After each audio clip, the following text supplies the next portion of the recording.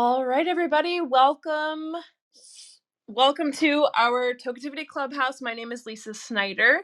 I'm the co-founder and chief innovation officer of Tokeativity. Excited to have you here today. We like to get started on time and we like to end on time. So we'll be here for an hour. Today we'll be talking with Cannamoms from around the world about cannabis and their motherhood experience. Most of the women here are currently working in the cannabis industry, although everything we discuss here, I am sure, can be applied to anyone who identifies as a Cannamom. So if you are new to Tokeativity, just want to tell you a little bit about what we do. Tokeativity is a membership-based global community founded in 2016 by myself and my business partner, Samantha Montanaro. This is where cannabis-loving women connect, create, and evolve their personal and professional lives online and in person. We are consumers, we are business owners, and everything in between who connect through monthly digital events that provide networking, education, and inspiration. We also host regional and state-based tours, which is coming soon. Excited to get that party started. Let us know where we should visit. Curious about what's happening down there on the ground. We just love to connect with local community members and amplify that local community canna culture. We have membership tiers for consumers, creative professionals, small businesses, and brands who are looking to get involved in the cannabis feminist movement. So it's a little bit about Tokeativity. You can learn about us on our website, tokeativity.com. We also recently soft launched our creative agency collective, Tokeativity Creative, which we work to amplify equitable cannabis brands specifically, through experiential marketing, content creation, influencer networking, and our global tours. We have a list of amazing things that we do, including dope content creation, speaking opportunities, product launches, brand visibility, and trust building. We're getting into the NFT space, which I'm really excited about, and a bunch of other amazing things. We just recently won Best Marketing Companies at the Global Marketing 2.0 conference in Vegas for Tokeativity Creative. So if you're interested in working with us or curious about what we do, or if you want to become a member, please visit our website, tokeativity.com, and get in touch. So before we kick things off, we have a few announcements. First of all, we are launching our cannabis social media program with the Mommy Jane, who is here with us today. Next week, it is over 70 videos and an 85-page guide and an entire year of free Creative Pro workshops with us by your side. This is a huge deal. We spent a year and a half working on this. You can get all the details and sign up for to get $100 off the program at tokeativity.com/themommyjane. We also are giving away a CBD basket from Glass Cardinal. This is worth over $550. So if you're into CBD or you have someone in your life you'd like to try it, this is really cool. You can enter to win at tokeativity.com/glasscardinal. And this is part of our celebration of our Cannamom Tokeativity Social, which is linked up here in the top if you're watching this on Clubhouse. And this is recorded, and we will be sharing this on our, this will be available on our Clubhouse as well as on our YouTube channel. So FYI, for those who are like, hey, I can hang out for a little bit, but I gotta go. That's totally fine. You can watch if you need to. So our Cannamom Tokeativity Social, which is brought to you by Sweet Jane Magazine, is happening next Wednesday on the 18th of May online from 4 to 6 p.m. Pacific, and that is 7 to 9 p.m. Eastern.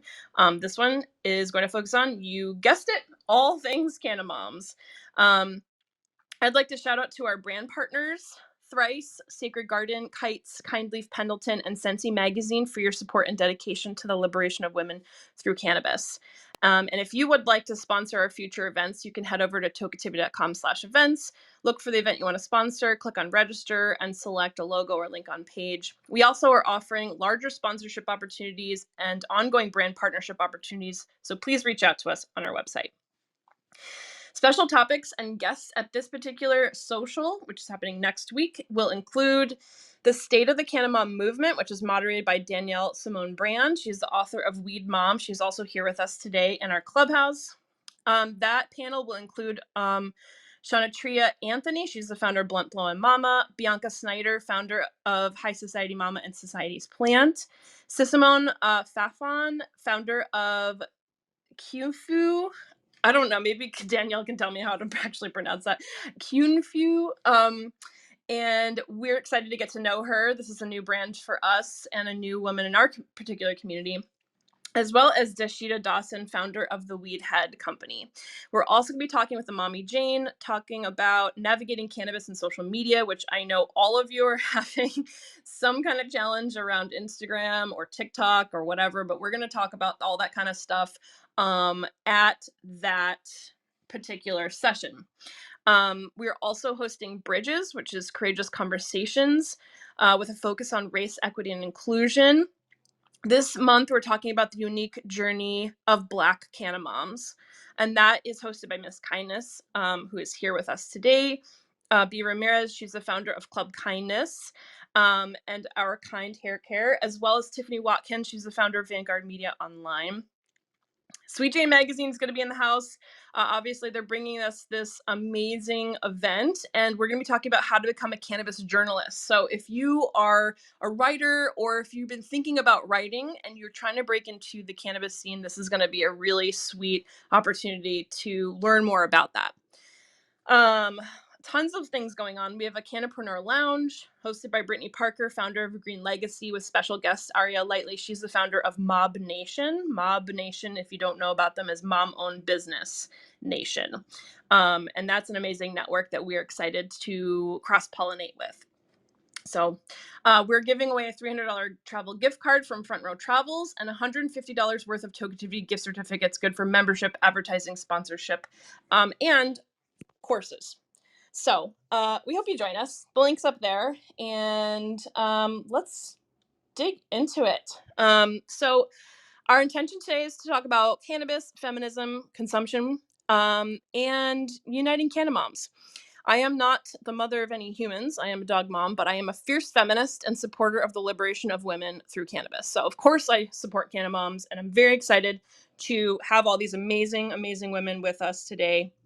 And I hope if you are listening to this and you know somebody who could really benefit from listening to this conversation, please invite them to this room. And if you are not following Tokeativity on Clubhouse, please go ahead and click that green button at the top that's like a little house and make sure that you're following us. So let's see who is here. All right. Instead of going around doing introductions, we're just going to have a little bit more focused Q&A, and then we'll kind of open it up for conversation. So we can kind of really, really focus on the topic at hand. So I want to start with Joyce Gerber.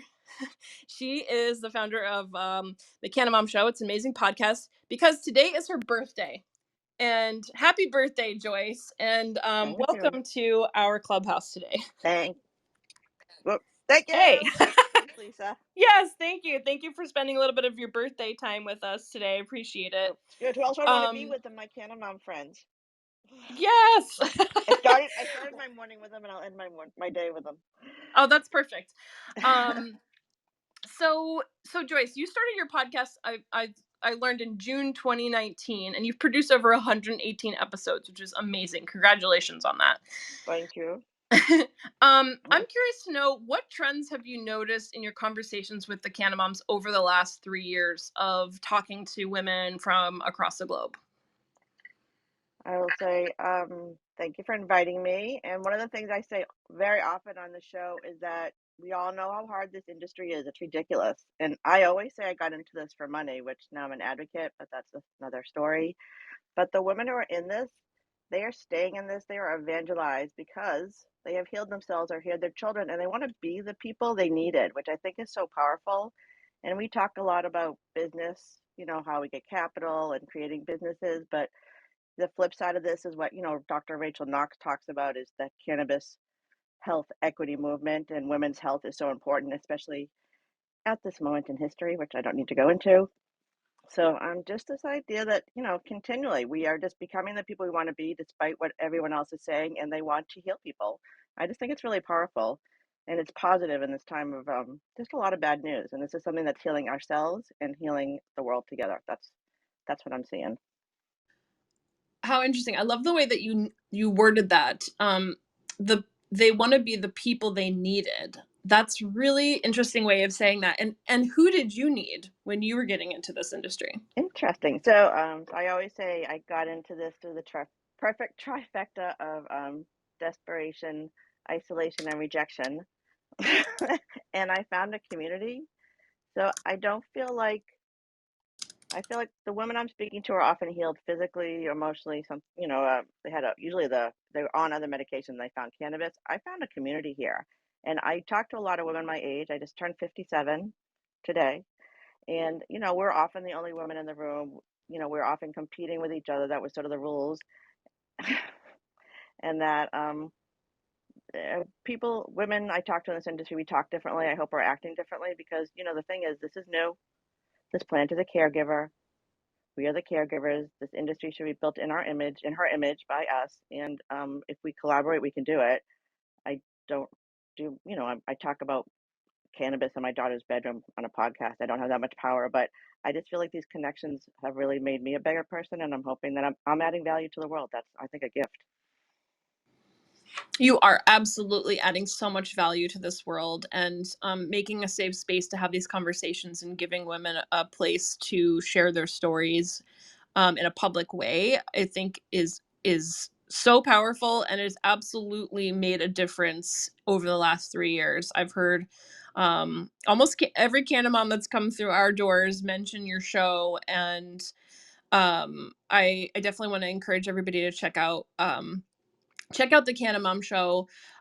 Is there any one conversation that sticks out to you? Maybe it's something that you had recently, or something that that maybe was a little bit different than that stands out to you more than the others. I mean, again, that there are women from, I say that I just had a story published in the Courage in Cannabis anthology, and I called it Finding My Place in Cannabis. And I talk about this constantly.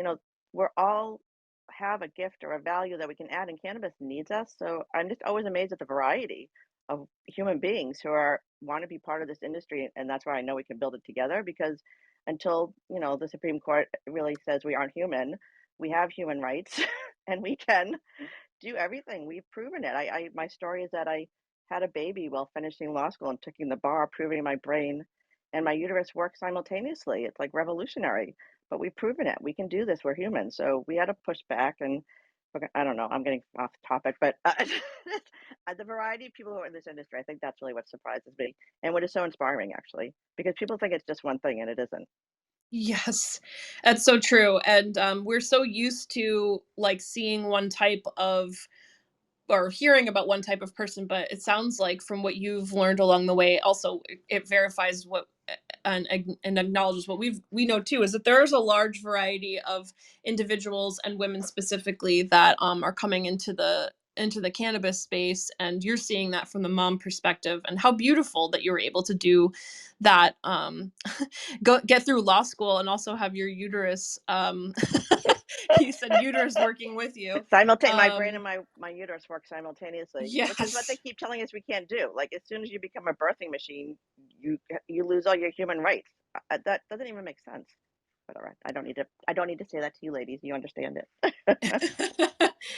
um, well, thank you for sharing a little bit of that about your experience and who you're talking to on your show and what you're learning about. I heard you say desperation, isolation, and rejection. I think a lot of women who are cannabis consumers can identify with that a little bit. Speaking of variety, talking about different types of individuals in the space, I want to go to Miss Kindness. Hi, welcome to our clubhouse. Glad to have you here. Hey, hi. Hey, hi. We talk a lot about this in Bridges in our conversations about race equity and inclusion, but I'm curious about what is it like for you to be a Black Canna mom in the budding state of California, which is has been legal for a couple of years now. So that might be different than a state that like Louisiana or something that doesn't have the same laws or whatnot. But I'd love to hear Yeah, if you can share with Mississippi. us.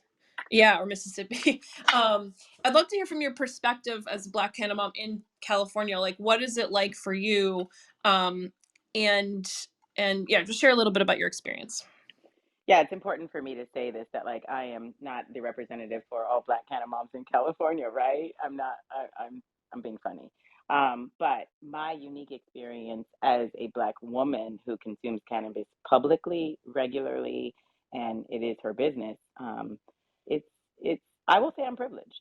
I'm privileged here because of the state, because of your mention of our early entry into legalization, because of the diversity that exists within the state, because of the politics of the state, and frankly, our political commitment to standing behind pushing, liberation forward. I, though, entered the space because of my interaction with the legal system and social services, because I made a choice to consume cannabis during pregnancy after a really bad slip and fall at 26 weeks. So I felt free enough to make the choice and autonomous enough to make the choice and confident enough to make the choice, probably rooted in the fact that I have strong ties to community, a supportive family, uh, an officer for a father, and I'm in California. So I like to preface, everything I say about being a Black kind of mom with that realization and understanding, because I am not in Mississippi. I am not in Kentucky or Louisiana, where they're treating Black kind of moms very differently than they are in California. Now, with that being said, the disproportionality still exists even in California. So, how we are approached and how we feel supported in a network, how we are able to advocate for ourselves, whether or not we have access to resources, those same disparities are right here in California. My personal experience was rich. I immediately went out to the Canamom community that Joyce was just speaking about and how powerful it is, and asked for support. I immediately came to Women in Cannabis and said, I need to know how to protect myself and my children. And this was in 2012 when I got the call from social services. Um, and so that is my personal lived experience, but it empowered me. Real talk. It empowered me. It made me leave the classroom. I'm a former high school geometry and pre-calculus math teacher. I quit my job. We sold our juice bar. I put everything we had into Club Kindness back in 2013. And I called my whole fam and I said, if I get picked up, y'all got to bail me out because this is that important. And so every single thing I do is because I am a Black kind of mom who used cannabis to heal her body. And with that comes the necessity for me to be mindful of again those disparities, those disproportionalities, and my responsibility, frankly, to use my privilege to support the community. Thank you for sharing a little bit about that. I would just want to acknowledge I definitely recognize that I you're know that not I was speaking for teasing all you. Black I know women. that I was But totally clowning okay. you, and I just want the room to know that Lisa and I know each other really well. Yes, yes. But with bridges, this is the focus, and the Black women experience is the focus. And so I just went there here on this conversation, but also like is an interesting privilege, like you said, to be in California. And to be in a legal state where obviously there's more things that you have access to, and how interesting you had like have an officer for in your family. Your dad is an officer, and so um you have Sometimes it's really hard for me to say, like, my dad's a Black cop. Like, that's just hard to say out loud, but real talk, yeah. yeah, that I mean that's okay. There's nothing wrong with that. And but I also understand feeling cautious about like which communities do you talk about that with, and whatnot. But our parents are our parents, and we can't control what they do or did or whatever. And it's there are great people out there of all kinds. um so I heard you mention, and also Joyce mention, about community, like how important it is, and how you felt more comfortable with having community around you, and having supportive family, like how that's amazing. Can you share maybe just like one little insight about um your family specifically? Because I know like we could all find maybe a canna mom in this room, or maybe somebody in our life that we'd love to smoke weed with or accepts our cannabis use, but who in your family was specifically supportive of your cannabis use? Wow, that's a great question. I always want to give thanks. I'm so blessed that I do have a big voice, and I've always been assertive and said what I think. And so I'm the youngest in my family by 14 years from my next sibling. So I always joke and say I have like five parents because they're all so much older than me that a few of them could have been my parents. And my dad comes from a family of eight additional siblings that he's the eldest of. And my mother comes from a family of five siblings. We're all still very connected. We're all still in touch. And so when I decided to go public, it was a group discussion. And I said, look, I'm using cannabis to heal my body. It's been magical for me. I can walk and exist pain free because of this plant. But here we are in 2012, and this is the reality of the law. And I called my dad, I called my mom, I called my eldest brother, who is also an educator, who were very close. And I said, I'm about to do this and I'm going to go public. And of course, my husband, but he's not black, but my husband is in my family too. And these were the core four that I said, I'm going to do this.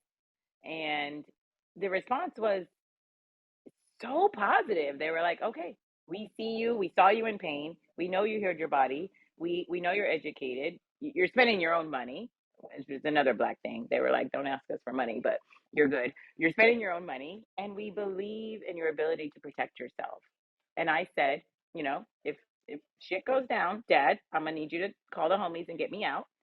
And he was my biggest concern, but he frankly has been my biggest supporter, even coming so far forward that he is now a social equity applicant in Los Angeles. So we're fast forwarding 10 years, but to answer your question succinctly, I'll say my mom, my dad, my husband, and my eldest brother. And once they said to me, we got you and we believe in what you're doing, it didn't matter. No other support mattered. I still get all the comments from some of my aunties, and I still hear like the side eyes and the comment, but it doesn't matter because that core was really important for me moving forward. It sounds like you had like a couple of solid peeps in your life where you were like, okay, if they support me, it doesn't even matter like what happens after this moment, because I know I have these support. And I think that's really beautiful if you found like one, if we all find one or two or three grounded people who support us in our lives, whether it's cannabis or otherwise, I feel like we're just so much more powerful and we can do so much more um, with that support. So that's so beautiful that you had that support. I'm so grateful that that you're here with us today to share a little bit about that. Thank you. Thank you, Lisa. I love you. Let's build Yeah. bridges, y'all. Yes. Every minute, every day. I want to jump to Jocelyn, who just joined us here. She is one of the women that started Mommies and Mary Jane, which is a national Canna parent network. And welcome, Jocelyn. Thanks for joining us. Thanks for having me. So we're talking about community building. It kind of just bridged to that, haha, no pun intended. And I'm curious about I'm curious about Mommies and Mary Jane. If you could tell us just like a little bit about the network, and also what trends you're seeing in your network, on like topics that need where women really need support, and where you're finding the network to be a great plug for that. Awesome. So I guess the first question is, well, not really a question. You just want to know a little more about Mommies and Mary Yeah, Jane? tell us about it. And Sure. and then also just what are you seeing in your community? Like, what does your community need, and how is Mommies and Mary Jane plugging that need? Okay, awesome. So Mommies and Mary Jane is, like you said, a national Canna parent network. We pretty much came together during the pandemic. It was a time where we pretty much felt that moms were crying out for community. They wanted to, belong to some sort of tribe that people consume cannabis too. It's kind of like taboo at this time. Not yet, during the pandemic, it became essential. But so we just found the need, established it, and we came together.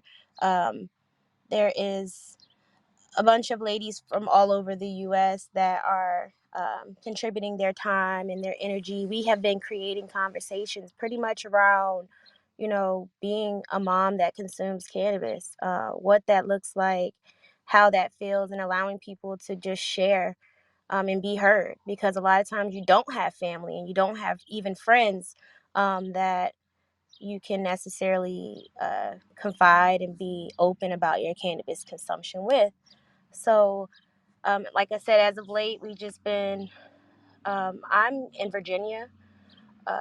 A lot of focus the last year since, Virginia decided to, pick up cannabis and form an adult use market.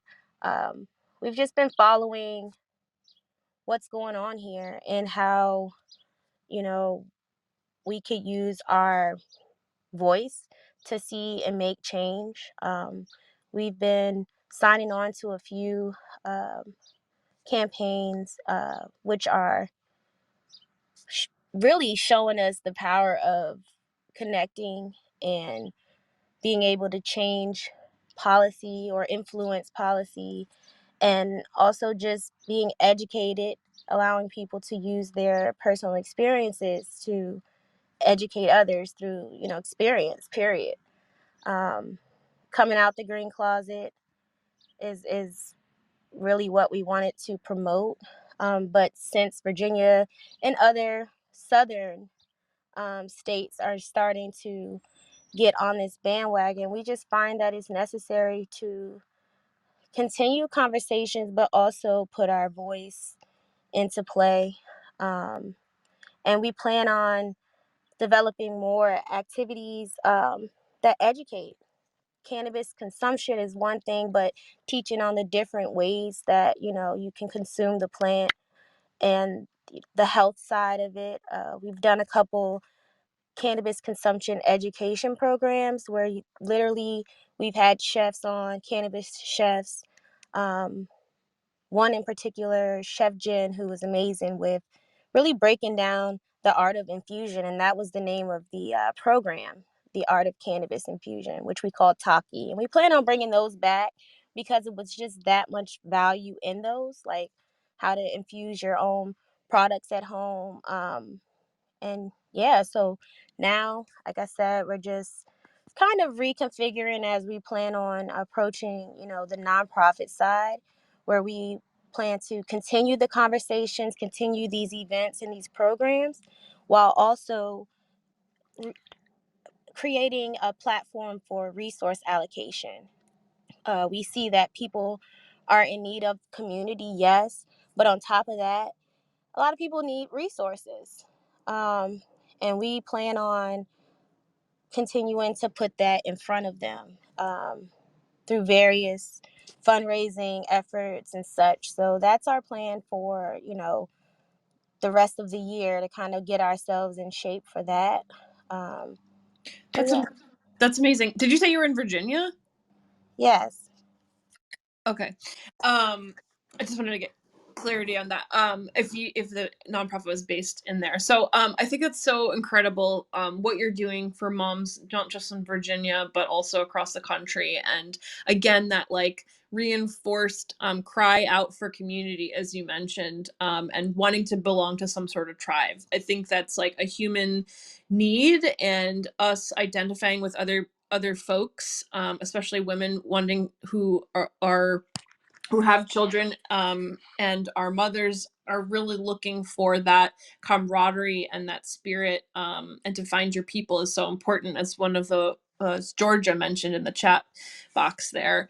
And really talking about its taboo nature. It's going to take a while for all of us to help the entire country, if we're just talking about the United States, get over some of the past um, thoughts and topics that have been discussed around cannabis in a negative manner. And so it does take all of us to continue to destigmatize and to show up in the media and to have these conversations, so that, someone out there is seeing you and hearing you and knowing that they're not alone, and might step up and step into, the cannabis space, whether it be a consumer or in the business realm or influencer space, etc. One thing you mentioned was putting your voice into play and influencing policy. And I'm curious about that because this is something that us as Tokeativity have really like kind of accidentally stepped into, because with a network of people, women specifically, and a lot of Canna moms, there's a lot of passion for change and a desire for change, and that we have been able to actually influence policy and get folks and moms to sign ballot measures and stuff like that, which has been an incredible, amazing thing, unexpectedly over time that we've had. So I'm curious about how have you, or how has Mommies and Mary Jane influenced policy with your community? Okay, so recently, and currently, Virginia is, you know, trying to sort out the the the ins and outs of the market for, around adult use. And fortunately, unfortunately, the whole process, and I think that everyone here, even when you speak with different, socioeconomic backgrounds, different races, ethnicities, religions, whatever, I've found that the common thing is we have to do this properly because of, you know, the Southern piece and slavery and all the history that is all over. And so I feel like Mommies and Mary Jane has done a great job of just sitting in on sessions and actually seeing and understanding that you have access to, the General Assembly sessions, and you can see the lawmakers. And, due to pandemic, you couldn't actually be there, but it was a virtual experience that I felt was just as engaging and educational. So we have signed on to, like I said, some campaigns, a few, just that is ensuring that we are going about this properly. Like, everyone wants cannabis. I can say that. The data proves that no matter what county you're in, 9 times out of 10, people agree that this is a business that they want. They want to see it, whether they consume it or not, because it is a very corporate driven state. So currently, with there being a lot of vertical integration, um, the playing field is just uneasy. It's uneven, by design. You know what I mean? It's like that with every single industry that exists here. So it's hard because I'm myself a hemp dealer here in Virginia, and I'm 100%, for all that we deserve, and I say we, everyone that is rallying behind, the legalization, and also cheering and rooting for the freedom of the people that are still locked down in whatever way. um so I think by, just understanding that, we do have politicians, we do have voice, we can learn who these people are and accept our differences. But when it comes to cannabis, I think we all are on the same page a lot of times. You know what I mean? Like, we all want it to be present, and we all want safe access. We all want all of these things, but we got to repair before we can go all in, balls deep on this thing, Yeah. even though that is the objective for everybody. I think we clean up our mess and then move forward. Yes. um, so that's just my take. Clean up the mess. Clean up the mess. And thank you so much sharing about that, and how important it is to you personally and also to your network of being a voice. And I want to emphasize this, that any one of you can be a voice for change, by paying attention to what's going on politically, if you care about cannabis specifically, also if you care about women's rights, and For you know, humanity. and humanity. um, this is, I've actually seen the most passion come from the Canna Moms that I've gotten to know in the Tokeativity community, and how they really step up and step in um, to policy making. And you know, whether it's signing your name on a ballot or you're talking to a congressperson, like, they actually listen pretty hard to moms because they are a bridge to children, and that's just a very unique perspective. And so I just want to reiterate that you all have a lot of power, whether you're an individual tapping into a network, or you're a network leader, or you're creating a network of, you know, anywhere from small, medium to large networks. This is really important that that you somehow, some way, find a way, if you want to, because you do have the power, to be a voice and to tap into your political action wherever possible. So thank you for sharing, Jocelyn. I really appreciate that insight into your network and what's happening down there in Virginia. I want to shift to a couple of new Canna Moms here with us. My friends and colleagues, Valerie and Raven. I actually, let's I'll go to Val first and then Raven. I'm curious about you as a new Canna Mom. First of all, I'm so excited for you both. I don't know if you feel like a new Canna Mom, but you're new to me as a Canna Mom. And so I'm curious about what, if anything, has changed for you since having a baby in relation to your usage of cannabis or talking openly about cannabis. And we'll start with you, Val, and then we'll go to Raven. Yeah, well, thank you for the congratulations. I do still feel very new and constantly look at my baby and like it almost feels like a daydream in a way. It just I'm still wrapping my head around it. Um, so I went into motherhood with the full intention of being a very out and proud cannabis consumer. And then I had a bit of a moment where that was shocked out of me right at the beginning of my pregnancy, where I was doing actually my initial doctor's appointment intake with the nurse, and she went through all of my family history. We were talking about, you know, everything about me to get in. I was also a new patient at this clinic, and so they were trying to get as much medical history as they could. And we had gone through the set of questions about my parental history, and I disclosed that my mother was an addict and that she has, you know, various mental disabilities. And then the conversation shifted to, okay, do you consume tobacco? Do you consume alcohol? Do you consume cannabis? And I was honest that I was a cannabis consumer. And immediately following that, her first breath was, all right, we're going to have to get a drug test. And then she moved immediately past that into more questions, and it sort of took my breath away. It took me a few seconds, and then I paused her and I said, can we go back to that?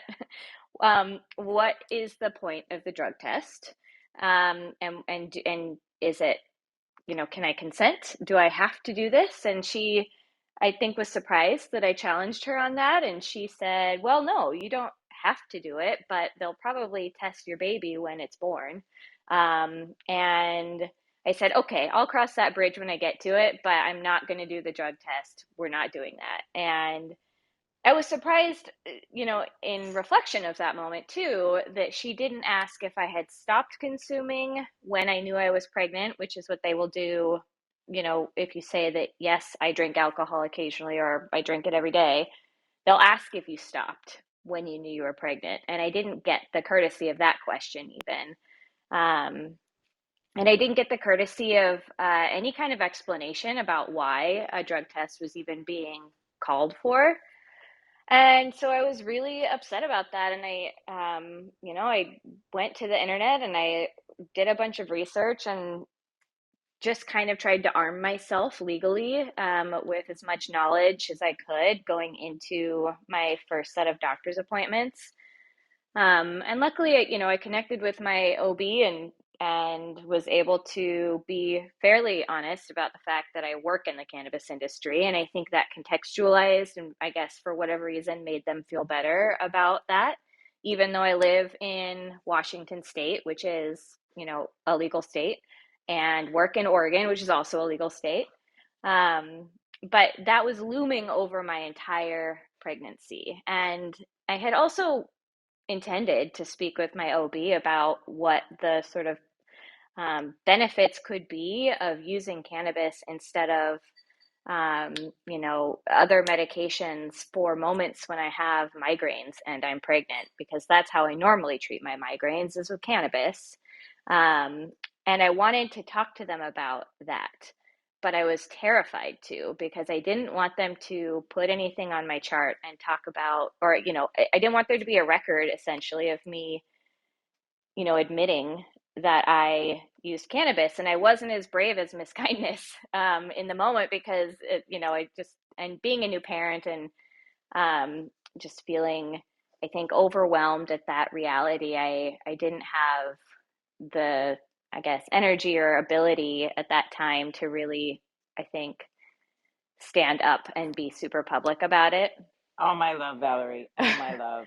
If I hadn't fallen down, I wouldn't have been able to fight for myself, but I couldn't walk.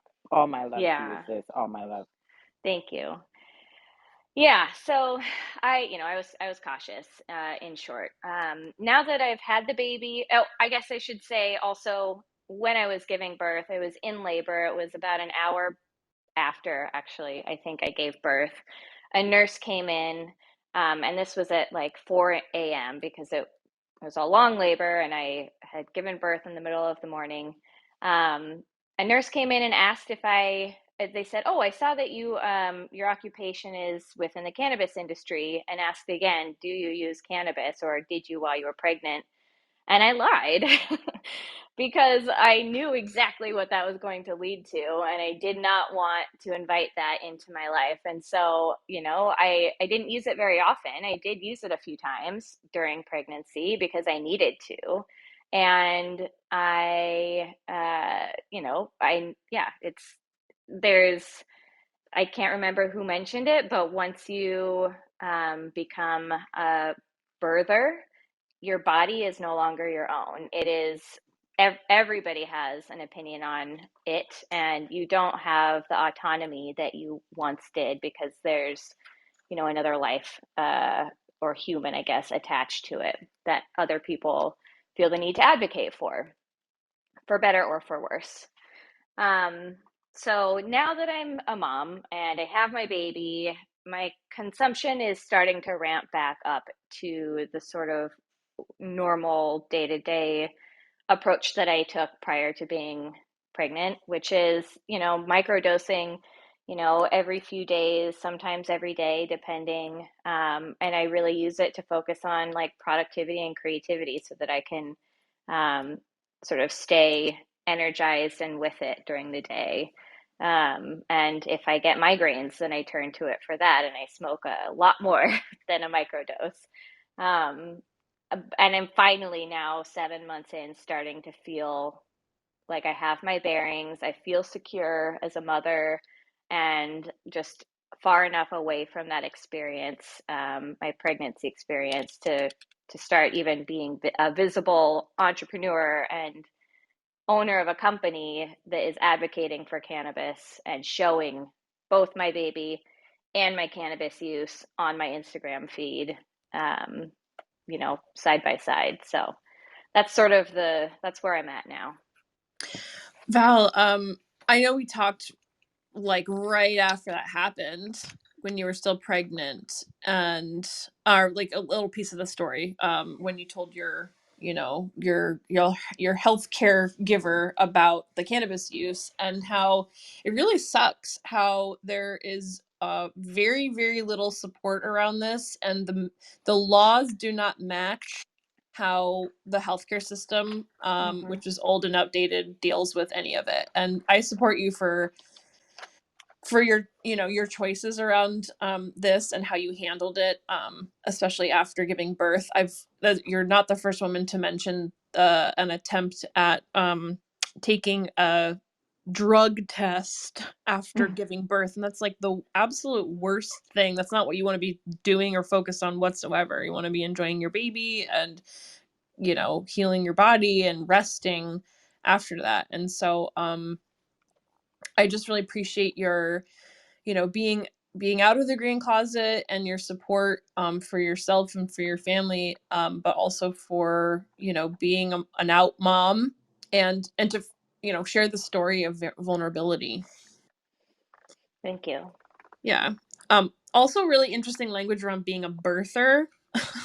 And how your body is not your own, like once you have another life attached to it, and that is Hmm. very, very up right now, with the Roe versus Wade really most Yeah. likely going to be taken away.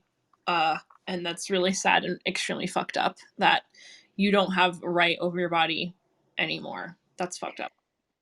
Yeah, it is. It really is. I mean, and a small, slight tangent. I think even to moments where, in the middle of pregnancy, people were concerned about me walking upstairs because I was, 6 months along steep stairs. And, at one point I had to sit a few people down and say, look, I am perfectly capable of drawing a line when I don't feel safe or when I think that I'm putting myself at risk. And obviously, I don't want to be doing something that's going to like risk injury to myself or my baby in this moment. So you have to trust me and you have to give me some space to do the things that I am comfortable doing.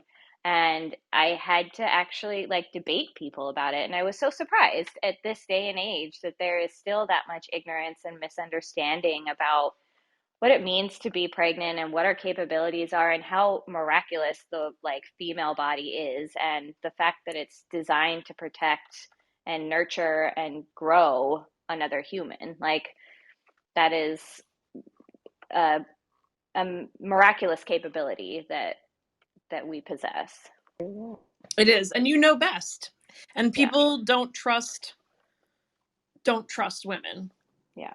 to take care of themselves and make decisions, and that absolutely needs to change. And I think us showing up in the cannabis space, and waving our flags and being like, hey, we are, I am not specifically, but you all are moms and cannabis consumers, and that is breaking the stigma big time, for so many. And I really do hope, and I especially felt this way after hearing your story the first time, when we first talked about it, that like the medical community catches up with the legalization movement. Needs to happen. Yeah. I guess I also want to add one thing too, which is something I really dwelled on during my pregnancy. And it's relevant to my mother because she was an opiate addict, I guess still is. At the time of having me and my sisters, she wasn't on opiates, but she was addicted to other things. And I was comparing my birth experience or my, I guess, pregnancy experience with hers and then other women in her position. And what's unfortunate is that as a pregnant person, there's not, you would expect that there should be safety to go and have a confidential conversation directly with your doctor and say, look, okay, if let's put cannabis aside and let's say it is an opiate. I'm addicted to opiates because of X, Y, and Z. Let's say you got in a car accident and you became addicted to your pain medicine. And to disclose that puts you at risk for having the government intervene and potentially, evaluate and find a reason to take your child away, or, puts you on the radar for like legal ramifications. And really, what we want is for women to be able to have honest conversations with their doctor and say, help me get through this pregnancy with the best possible outcome. Here are my, pre-existing conditions. Here's why I use cannabis before pregnancy, and here's why I want to use it now. Can we navigate this together? But you can't really have that conversation unless you know that you're seeking out a doctor that specializes and advocates for cannabis. And all I know is the Knox family that does that. I don't really think it's easy to find those resources yet, and I hope that becomes more available for women. Yes, absolutely. We need that so badly. And I am familiar with the Knox Docs too. And if you are listening to this live and you have some resources in regards to like cannabis friendly doctors or nurses or medical folks who would advocate, who you can talk to, please let us know. Or if you think about it later, if you find out later, please contact us on our website. We'd love to add that to our resources for our community. I want to go to Raven, who is also a new Canna mom. I think your kiddo is, I don't know, how old is he? He's A 20 year? months, so just Oh, 20. taking over my life. Yeah. Oh my gosh. Well, Congratulations. Thank you. um, so Raven, thanks for joining us today and for hanging out with us. I wanted to ask you the same question. We were talking about this the other day on the phone. But like, first of all, what, if anything, has changed for you since having a baby in relation to your cannabis usage or talking openly about cannabis? Definitely. Well, thanks, Lisa, for hosting this and everyone for sharing your stories. Being a new cannabis mom, being a mom that was pregnant during the pandemic, which means that I was like going to doctor's appointments by myself. I like really kind of had to experience a lot of those moments, ultrasounds by myself, finding out the sex by myself. So it was kind of like that experience was something special. And then I had heard from friends of mine who consume weed who are also canna moms before me about the situation that Valerie was facing, where they like ask you like, oh, do you smoke weed? And you want to be honest with your doctor because you're like, okay, we're going into a relationship right now. Like you're going to help me bring this baby alive into the world. So I would think I could be honest with you. But I had heard that, my friend was honest and they drug tested her and they like found cannabis and she had to go to some program and like do all this kind of stuff. So like first time out the gate, I straight up lied, right? And I myself, I'm coming from like legacy consumer. I smoke hella weed all the time. Keep in mind when I found out I was pregnant, I was 9.5 weeks pregnant. So I was almost through my first trimester and had been living my life as I lived it. I smoke mostly, I drink a little bit, so I had been, doing what I did for a while. Um, After finding out I was pregnant, I did stop smoking for a couple weeks to kind of figure out what my body was doing and like what was going on, but it came to a point where I was like, okay, like I need to do what's normal to my body, right? Because then I'm also going to the doctor and telling them, how I'm feeling about certain things and they're giving me list of approved medications and things like that that I can take that I've never taken before, right? So I'm like, okay, what am I going to do? Am I going to listen to my body? Am I going to listen to this doctor who kind of knows about babies and kind of knows a lot about delivering babies, but knows very little about me? And so it just became something where I felt like during my pregnancy, it kind of resonated a lot back to like my yoga days when I used to take yoga a lot of like listening to your body, trusting yourself, and really kind of getting yourself through that part of the pregnancy.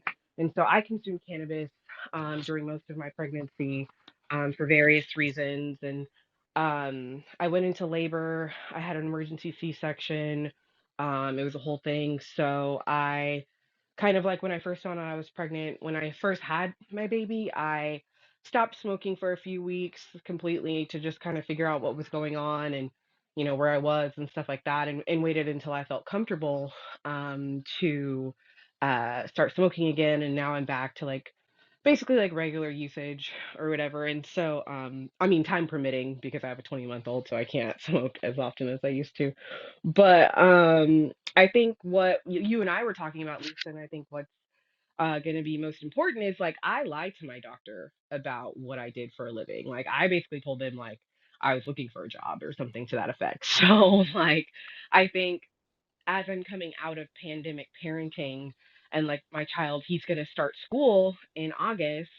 And I'm like, how am I going to talk to these parents about, I'm the mom that sells weed, or how is that going to be received? Am I going to tell the truth about it? Like, I don't really know yet, but yeah, it's been confusing, but it's good to know that at least I'm in the industry. I work in the industry, so I already kind of had a built-in community of canna moms to support me. But in terms of pregnancy and cannabis use, like it was an eye-opening experience for me that I think needs a lot of attention.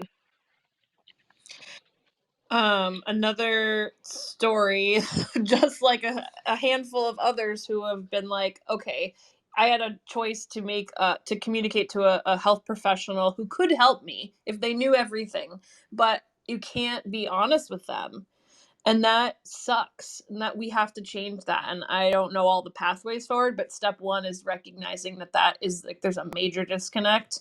And I think that there's a lot of normalization work that and education that needs to go into like educating doctors, and there's a whole nurses network, which I know nurses are, they're supposed to be patient advocates. I mean, doctors are supposed to be too, but I think that there's actually a stronger base in the nursing community when it comes to cannabis than there is in the doctor community. And that I think, as many of these programs out there that we see we could possibly support, however that is, like either sharing about it or financial support or showing up or whatever, I think that is one avenue for making this feel different for women in the future. And I'm glad that you did what you had to do. And also I saw in the chat box that you're not alone in the like finding out about being pregnant. You said 9.5 weeks in, and you were just like living your life. Right. Yeah. And what are you gonna do? Yep, me too. And I was in That's law that's school, and I very was very typical. stressed out. Yeah. And they said go drink and take Benadryl. If I didn't know about cannabis, it wasn't They even an offered me option. opioids when I fell down. Yeah, whatever. You guys, I'm just amazed by you young moms. You have to be brave, and you have to share your stories. That is really the only way that's going to change. The doctors listen to doctors for whatever reason. The nurses is totally what Lisa said. They're talking to each other and they're trying to engage. But this is health equity. It's it's it's uh, it's, it's what it is. It's a movement, and you're much braver than I was as a young mom. So, bravo to you. Keep it up. Lisa, I know we're like 3 minutes up from the end, and there's so much to get through, and I really feel like the room should be longer because there's so much knowledge dropping here. But I Yeah. really want to know if Raven could just answer one quick question about the decision to lie and whether or not you felt it had greater impact based on your race and culture. Like, where you're like, I'm gonna go ahead and protect myself, even though Yeah. I have this knowledge. Yeah, and it's like I'm hearing statistics that like black moms are like X amount times like more likely to die during childbirth. Like it's like all these statistics flying, and and then also too like it almost brought tears to my eyes because it's like your first thing is like they're gonna try to take my baby. Like so it's like you gotta lie. Like I'm like no. So that's kind of how where I was coming from. I'm like I'm not even gonna play this game with you guys. Like no, no cannabis. I just mentioned this in the chat, but I'm gonna just extend the room a little bit longer. We don't have to have this hard cutoff at 5. I do like to kind of round it up, but we didn't get to everybody, and I really do want to. And I know there's like a lot to talk about, and I'm sure that each of you could have a whole long conversation with one another. And I do encourage you, if you're just hearing somebody for the first time, or if you're just listening now or later down the line, please give these women a follow what they're doing. All of them are out there doing amazing things, and they're out there out of the green closet being open about their cannabis use, and have a lot of amazing educational uh, things that they're sharing on their Instagram and their TikToks and whatnot. And just really appreciate everybody sharing a little window into their Canna Mom world and talking openly about cannabis and their motherhood experience. I'm sorry, I gotta have to hard stop at 8. My husband's actually making me dinner because it's my birthday. But this is amazing. I love all of you. I know a lot of you personally. I just keep up the conversations, and this is how we're gonna do things. This is our power. All right. Happy birthday, Joyce. Thank Happy you. birthday, Joy. Happy birthday. Thank you.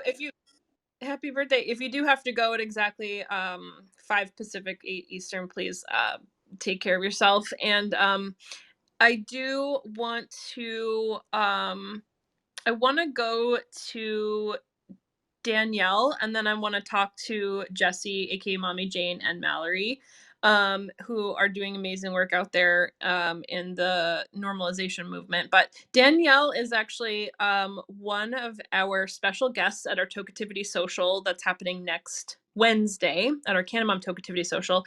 And she is hosting a panel called The State of the Canamom Movement, which is very wide umbrella about, wow, what is going on in the Canamom movement. I'm super excited to hear your initial thoughts about this and maybe plant some seeds for what you hope to be talking about at next week's Tokeativity Social.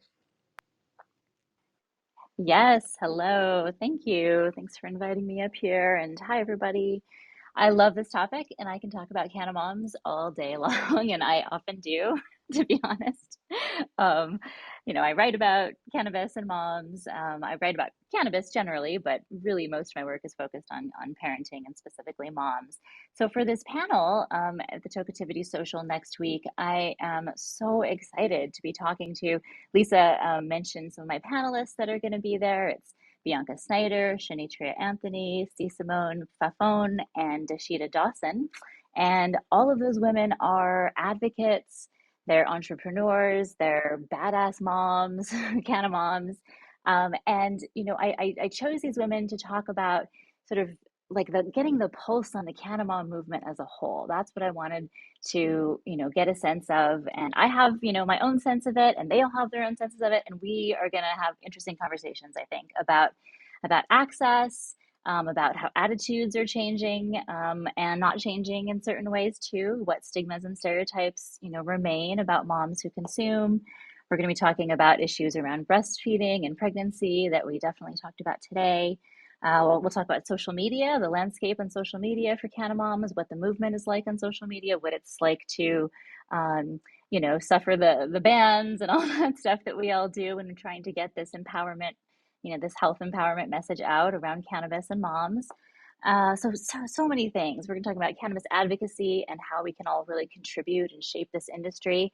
So, I'm definitely open to suggestions too and feedback. Like, what do you want to hear about? If you have a specific question for those panelists, drop it in the chat and I'll definitely take some notes.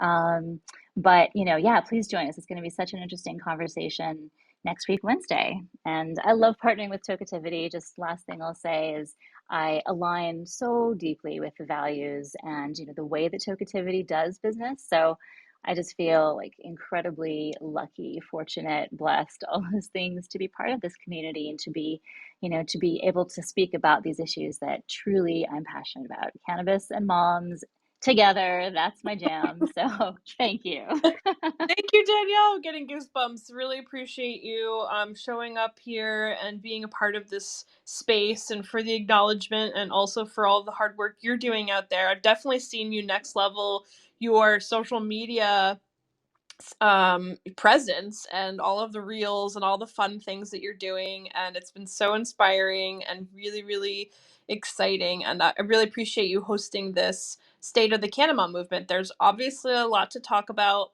and getting everybody's window and perspective, I think, really helps to diversify and understand what's going on in the lives of Canna moms. Obviously, we've heard from a handful of women today already who are in different locations, who have had different life experiences, also similar stories, not exactly the same in how they handled it. And all of this information is so important as you all go out there in the world and live your lives and meet other people like yourselves, or you're influencing, online. People look up to you if you're just out there and speaking about this stuff, and they listen to you and they look to see how they can apply what you're dealing with in their lives. And so every one of your voices is so important, and really appreciate you, Danielle, hosting that at our social next week. I'm very excited about that it's going to be on the main stage, and is going to be broadcast to all of our social media at the same time. So that's really exciting. Thank you, Danielle. um, Last but not least, I want to talk to Jesse. Thank you so much for hanging out. And I'll get to you, Mallory, in just a moment. But thanks for hanging out this whole time. Appreciate your patience as we get through some of these stories and sharing about what's going on. We're so excited to be working with you. For those of you who missed the beginning or who don't know, me and my business partner Samantha and Jessie, aka the Mommy Jane, partnered to create an amazing and very exciting cannabis social media digital program and ebook. We spent a year and a half working on it, and we just soft launched it on 420, and we're doing a special. We are doing like $100 off the entire program now through the 18th, which is the Canamom Social. So we have one more week on this special thing. And it's going to be amazing. Not only is it over 70 videos and over 85 pages, but you're also going to get an entire year of free Creative Pro workshops that we're going to be doing on social media and other Creative Pro topics. So that being said, welcome, Jesse, and I'm curious to hear your experience here, because you have obviously been a co-author on this social media program that we've created together and are launching. What kind of issues have you faced being an out Canna mom on social media? You're out and proud and your face is on there every day. I'm curious about, how do you handle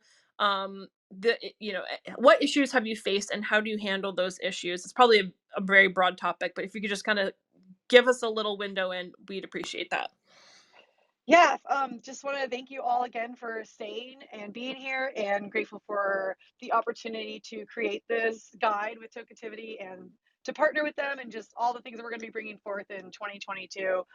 Just wanted to extend my gratitude tonight. But to go back to your question of experience and issues becoming a Canna mom on social media, first and foremost, I was just mentioning in my stories this morning, I believe, that I didn't show my face the first 6 months because I was so scared of the backlash that I was going to get. And I didn't want to quote unquote humiliate my family and all this sort of stuff that's like wrapped around the stigma. And then it got to the point where I asked myself, and if you're in the closet and you have to hide, like that's totally up to you. But for the way it was taking off, I felt that I am part of my stigma if I can't show who I am. And showing who I am is part of breaking that stigma.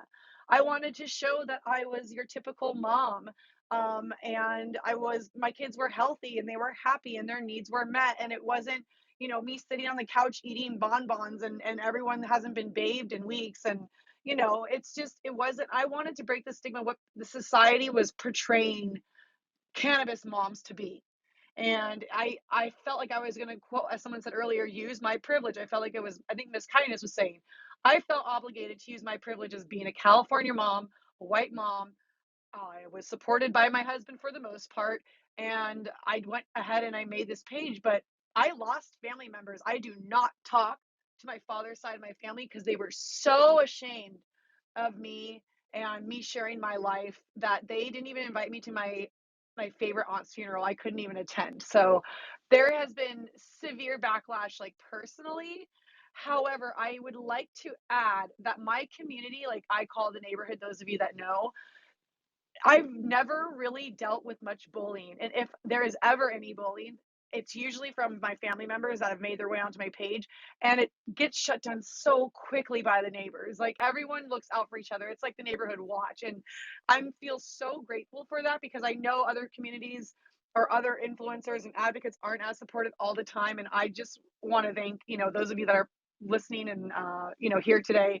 I appreciate all of you. You guys make me feel strong. You make me feel supported. And, there are times where I wasn't so supported in my marriage with this. And and I'm growing and we're both growing from this. And we're both trying so hard to like get through it. You can hear it in my voice, even it's like such a sensitive subject, but I'm going to make this into something. I believe in myself. And I believe that you all listening can make yourselves into something too. This industry this year proved to me how supportive it is. And our support is detrimental to our success because there is going to be backlash. You are not going to have everyone support you. I hold my breath every day waiting for a wine mom to get at me in the comments. I am waiting for that time or that moment because I know it's going to be there. But I'm prepared. And like, someone said earlier, if they have to take me, it's all worth it. I was bullied a lot in school, and I feel like that tough skin was made for this business and this internet. Not everyone can handle social media. I'm not going to tell you that everyone can handle advocating. I can't say that everyone can handle putting their face as a public figure every single day, because I'd be lying to you. It is heavy on the soul, and if you don't take care of yourself and do personal development, and I talk about this in the guide, but if you do not, then you will lose yourself in all of it, especially if success comes to you rapidly, because it's hard to balance both. It's hard to still find yourself when everybody is all of a sudden wanting you for things. So just remember, if you're thinking about getting into the industry, make sure you're taking care of yourself too, and not just with cannabis. There's more to that with self-care, and I hope you guys are all taking care of your mental health, because issues happen, and we are so strong, as everyone was saying in the comments, the things that we've had to endure as women, and the fear we've had to live through, and the shame we've had to live through, and we are not supported enough. If you look up hashtags for mothers and mental health, and moms and mental health, and mommy mentors, and moms like speakers and everything, they're like less than 1,000, less than 500 sometimes. It's a sad truth. And we're not supported enough, at least on social media, and obviously if we're not supported in social media, then are we supported at all? Because social media is our world now, and whether we want to admit it or not, we have to just embrace it. So excuse me for my emotions, but this is my truth. Yes, tell the truth. We really appreciate you telling the truth, and that's actually what drew me to like connect with you that one day where I happened to be watching one of your lives, and you were like, I don't remember the exact words you used, but you're like, I really, really want to, share my experience and give everybody tips and tricks for like how I've navigated this space. And I was just like, oh my God, what if we made something together? And it was kind of magical that I was there in that moment. But, I think that your vulnerability is so special and unique. And I know that it's hard out there being vulnerable, first of all, and also secondly, like being a mom and a cannabis user and trying to navigate like showing up and getting paid for your work. I know you've worked really hard to you're not just somebody who's like gonna take some free product and like spend all of your time and energy making a reel about it. Like you're going to make sure that you're getting paid for your work, and this is marketing work, you know what I mean? Yeah. And that's also some of the stuff that we talk about in the guide is like, how do you transition from like, yeah, I use my Instagram and I like smoking weed on there, or I like sharing about what I'm doing, to actually like getting paid for it and being an advocate, So really appreciate your vulnerability in general, and thank you so much for continuing to show up. I know it's been so hard. I know you've had so many moments in time where you're like, I don't even know if I can fucking do this, and I think we can all identify with that, who've been here for a minute, because there are challenges, but Yeah. Joyce said earlier about like there are women who they want to be the people that they needed, and that's what you're doing right now. You're being the Yes, I person wrote that you that needed. down actually because I love that so much. I wrote it, yeah, be the people you needed. I'm so glad you mentioned that too. So Yeah, many good quotes today. so many really good quotes today. Yeah. And this is the thing too, is that you've had to do this, you have your neighborhood, but getting started, like you were just kind of doing things solo and just showing up and just crossing your fingers and hoping for the best. And that's the thing that this community, our Tokeativity community, everybody that's here, everyone that's listening, and everybody that's going to be in our program, you will get support from us. We will, we want you to be successful out there, and this is part of why we made this guide. And we really hope that those of you who are joining us for the program launch, and I think this might be a good bridge to Mallory because she just joined our program recently.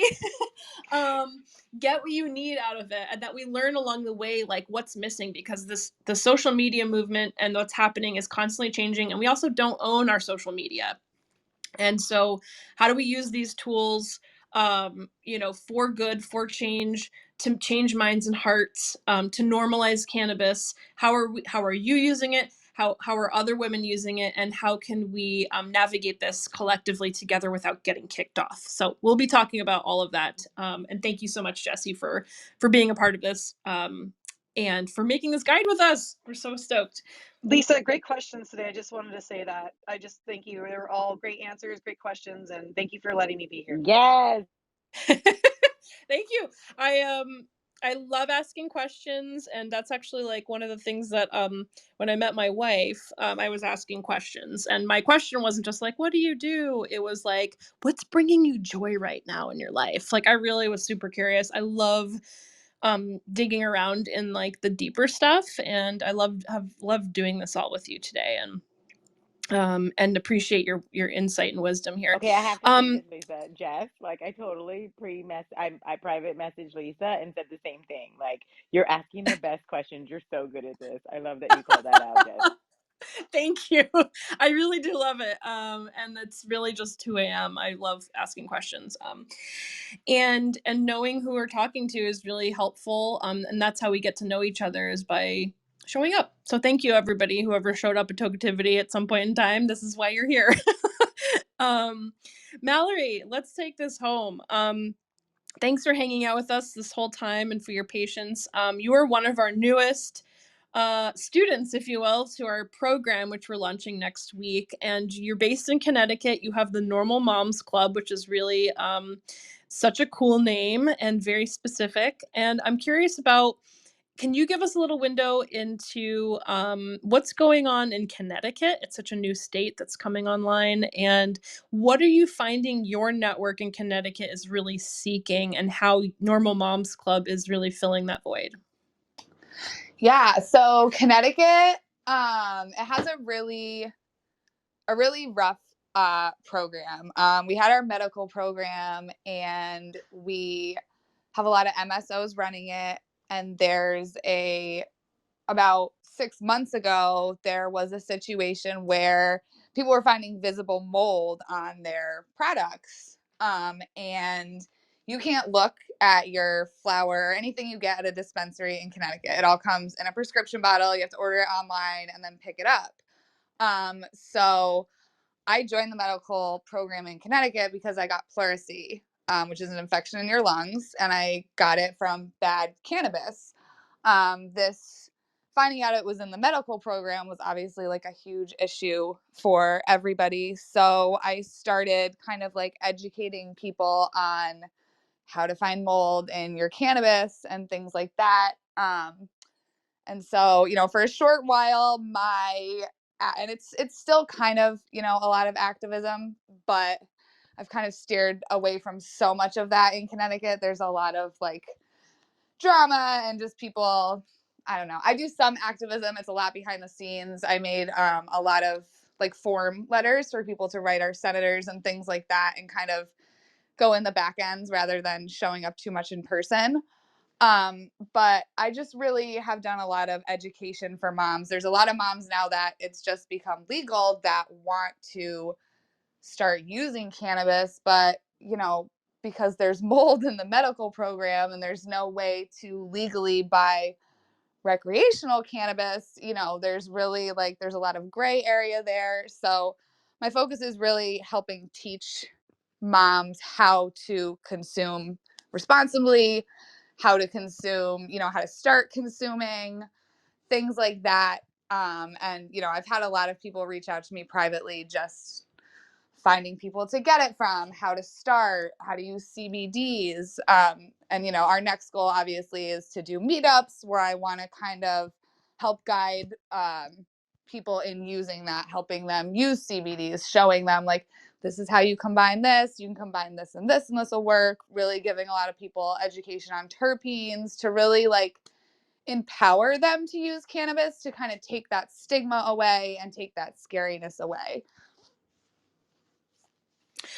That's wow. I can't believe that you got an illness from mold in cannabis, and nobody's talking about that. That's like, that's I mean, something that they just raised or they're trying to, they haven't signed it yet. It goes into July, but they're making our mold limits the highest in the country in the medical program. Is that because you have been advocating for that? No, they're making it the most. Like, it's going to be higher than everybody else. It's like 10.4 or something. It's going up to like 0.6. Oh, they're allowing for the They're most allowing mold? more. Yeah. Oh my God. Yeah.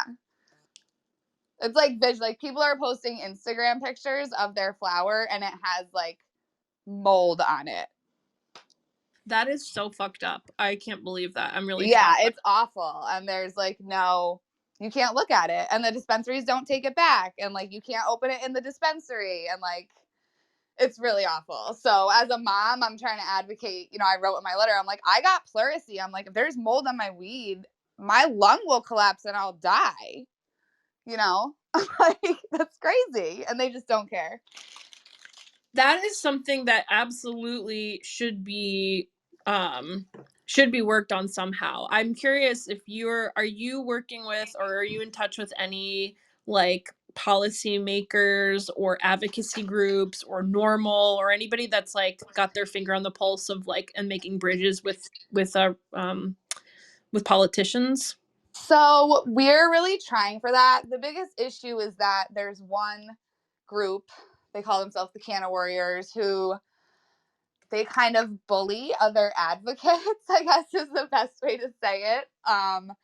They stand out in front of the Capitol building. They have the gift gang where they hand out free joints to people.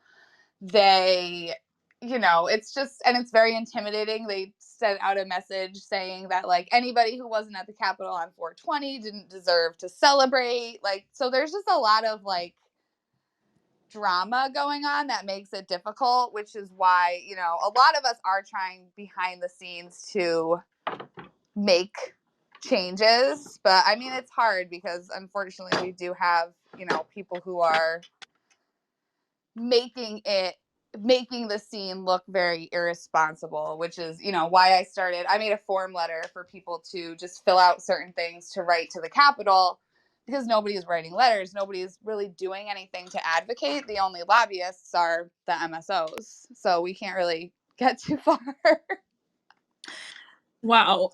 Well, I mean, thank you for shining a light on this issue. And, for those of you who are either in like rec states or medical states or states or locations that don't have, specific laws yet, this is really important stuff to pay attention to. And a lot of people like to shove things through to just like get them through to the other side and then quote unquote think about it later.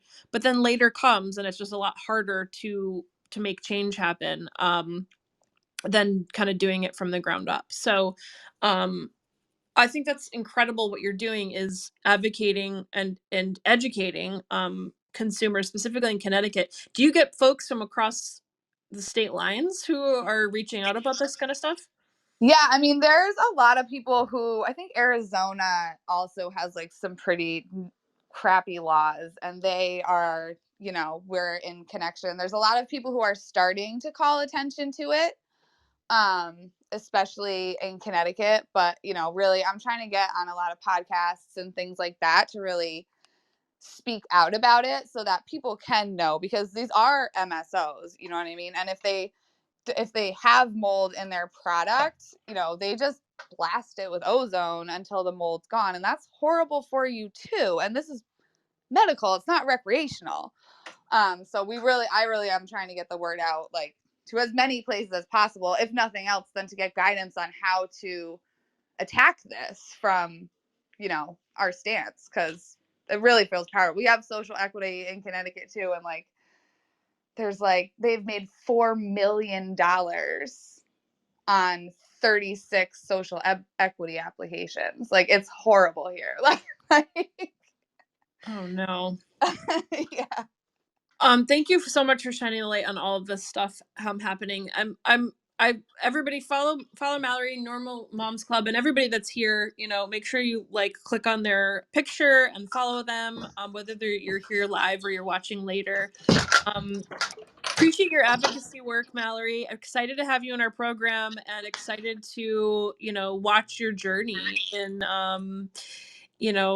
throughout the program and on social media.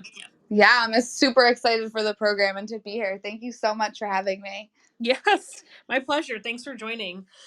All right. Well, I know that we went a little over here today, and I'm just so appreciative of each one of you taking the time out of your busy lives and with your kiddos and whatnot to connect with us today, to kind of shine the light on your personal perspective on cannabis and motherhood. I know that there's a lot of other conversations happening here. I see Bianca is here, High Society Mama, who I know hosts conversations here on Clubhouse. I know Miss Kindness is in Clubhouse a lot and talking a lot online. Danielle, Raven, obviously Jessie, aka Mommy Jane. Valerie, a shout out to you for taking over the Gossamer Instagram. That was really cool. Thank you. Yes, I loved it. It's like you were doing those sounds. What are those sounds called? Those ASMR, right? yes, Yeah. I was you were doing the ASMR for Gossamer, and it was in your garden, and it was so cool. I was like, cut that grass with those scissors. Yes. It was so cute. So follow everybody here. Thank you again for joining us, and I really hope to see all of you at our Cannabis Tokeativity social next Wednesday on the 18th. It's brought to you by Sweet Jane Magazine. They're going to be in the house doing some special stuff. The whole lineup is there on the website. So please come network and meet these amazing women we've had with us today, along with other cannabis loving feminists from across the globe. You can listen in or join the conversation live via chat, audio or video. You can RSVP for free at tokeativity.com/events. Also, just want to shout out our brand partners once more: Thrice, Sacred Garden, Kites, Kindleaf Pendleton, and Sensi Magazine. Thank you so much for your support and dedication to the liberation of women through cannabis. So if you want to join us or you want to work with us, reach out to us on our website. I loved having you all here today. Thank you so much for joining me. I love this conversation, and I hope to see you all next week at our Cannabis Tokeativity social. Have a wonderful evening, y'all.